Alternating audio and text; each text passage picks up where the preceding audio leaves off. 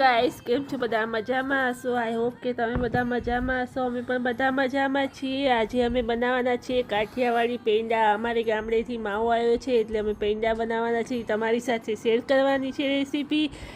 બસ 1 kilo peda માવો છે એટલે સામે 500 ગ્રામ ખાંડ અને થોડું પાણી લઈ હું તો ચાસણી કરવા બેસી ગઈ છું. ચાસણી 2 તારની થાય ત્યાં સુધી તાવીથો ફેરવતું રહેવાનું. કડાઈમાં જોવાનું ચાસણી થાય છે.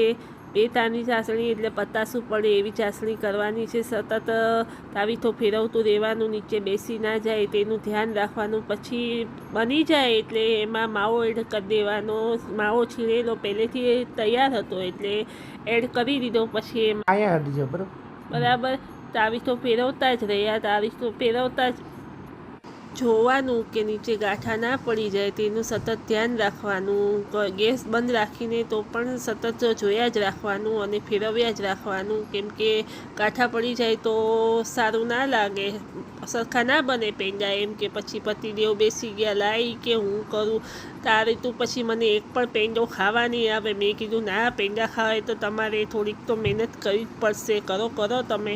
ચલો, તાવીથો લઈને બેસી ગયા છે એ પણ કડાયું લઈને. હવે તો પેંડા ખાવા આપવા જ પડશે એટલી મહેનત કરે છે. પછી કહેશે કે લાય મને પેંડા ખાવા ના આપ્યા તમે. ફાઇનલી હવે જોયો છે થોડીક વારમાં મારા પેંડા રેડી થવાની તૈયારી છે. ગાઈસ, અમે તો બહુ જ રાહ જોઈએ છીએ પેંડા ખાવાની. હવે ગાઈસ, ફાઇનલી અમારા પેંડા બની ગયા છે. જો ચાલો બધા પેંડા ખાવા, કાઠિયાવાડી પેંડા.